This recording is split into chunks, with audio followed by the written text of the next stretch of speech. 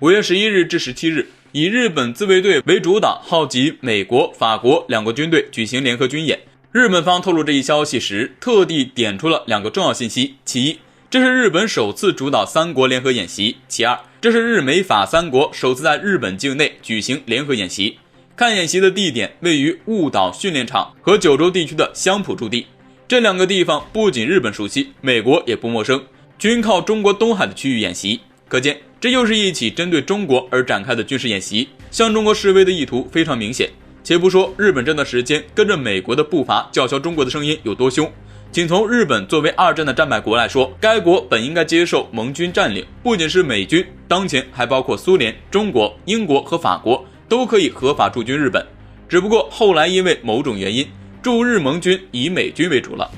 这一次别看日本仅召集了美国和法国，但从某种意义上来说，日本也是在向法国敞开怀抱，允许法国共享日本雾岛和香浦等地的训练设施。所谓的日美法在日本本土展开演习，说白了就是日本在找一个能够向法国开放本国涉密地理数据的借口。因此日美法3国在本土演习摆姿态，作秀的成分很大。就如军事专家杜文龙所言，日本集结美法在本土演习，是想抬高自己身价的一种做法，把法国拉入演习，也意味着未来在亚太地区，甚至包括台海方向，其他北约国家也要趁机介入来显示自己的军事存在。可细究之下，美国在日本是有常驻军队的，法国大老远跑来东亚，显然也不是为了当小弟的。日本媒体如今咋咋呼呼，一副在日本的主场得听日本的模样，是真把自己当老大了？如果真像日本方面所说的那样，法国是为了加入所谓的印太战略，因为该国在印度洋有法属留尼汪岛，在太平洋有法属波利尼西亚的话，那么日本是不是也要送个岛给法国当做殖民地以示诚意？日本想拉第3方、第4方甚至更多的国家进入亚太地区，企图用武力压服中国的危险做法。在分析看来，就算日本这不是在开玩笑，也是在痴心妄想。国与国之间的较量，各国自身的国家利益是永远不会被忽视的。日本一味的炒作敏感话题，想从中获取利益，最终只会吃大亏。真要是惹恼了中国，引爆了冲突，第一个慌的必定不是中国自己，而是日本、美国这些抱团作死的国家。再者，中国家门口耀武扬威，是嫌自己过得太好了吗？在中国的地盘上搞事情，无论是导弹、轰炸机还是别的武器装备，都将在危机时刻第一时间对敌人发起攻击。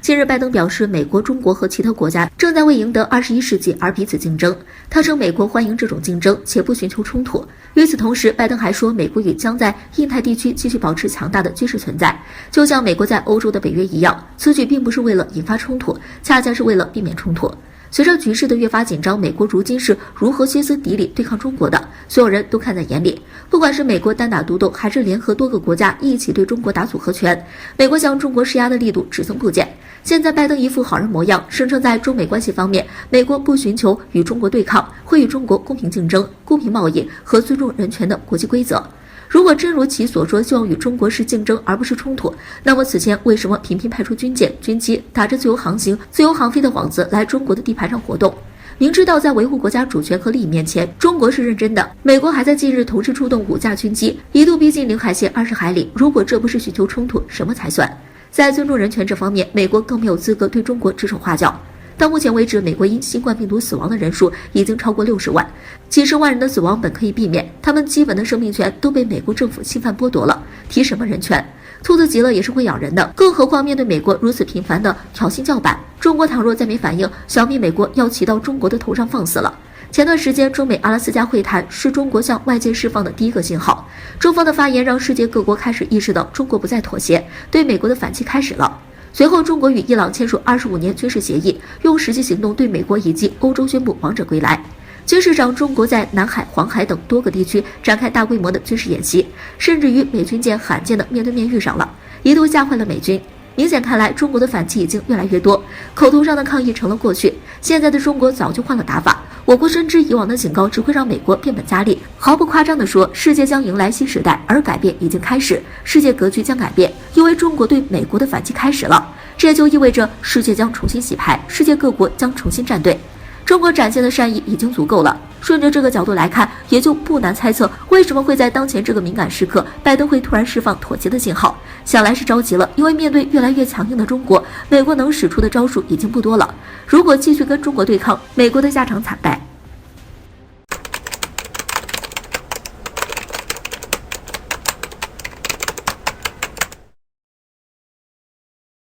在上个月底，美国总统拜登公布一项2万亿美元的基础设施计划，并多次强调该计划就是要美国赢得与中国的竞争。不过拜登陷入了一个矛盾，一边学习中国经验，一边试图以此对抗中国，拜登能超车吗？近日，美国 VOX 网站报道称，几个月来，拜登一直强调中国吃了美国的午餐，并承诺他的计划能够让美国在未来几年赢得与中国的全球竞争位置。有分析人士指出，这几十年来，美国的基础设施建设处于相当糟糕的状态，基础设施落后制约了美国的国际竞争力。美国国内评估基础设施现状最前卫的机构土木工程学会报告显示，美国基础设施已降低美国产业经济结构对制造业和建筑业依赖，导致依赖基础设施的中间层经济停滞不前。同时，由于缺少资金，铁路、电网、互联网等都十分糟糕。前段时间，美国韩朝大断电乱象更是扯下了美国基建最后的遮羞布。而前总统特朗普曾努力推动美国制造业回流，但是除了劳动成本外，美国国内交通、供电、供水等基础设施跟不上，导致该计划很难实施。拜登也同样面临这一困境。在这种情况下，拜登试图借鉴中国的经验。南华早报指出，拜登的新经济刺激计划都与基础设施有关。从某种程度来看，拜登正翻开中国的经济策略手册汲取经验。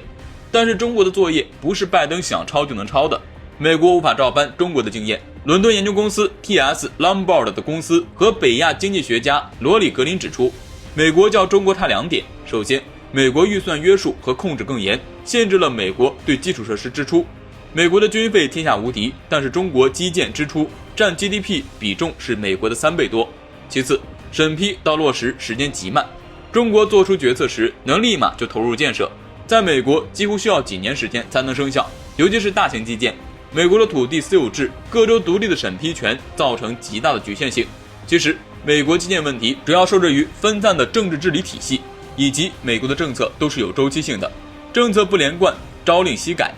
而美国把自身衰落的领域全都归咎于中国的崛起，他们最先想到的不是如何提升自己、改善民生，反倒是第一个想到责怪中国，如何给中国使绊子。这个雄心勃勃的计划无非又是面子工程，几年超越中国的言论更是为选票说大话。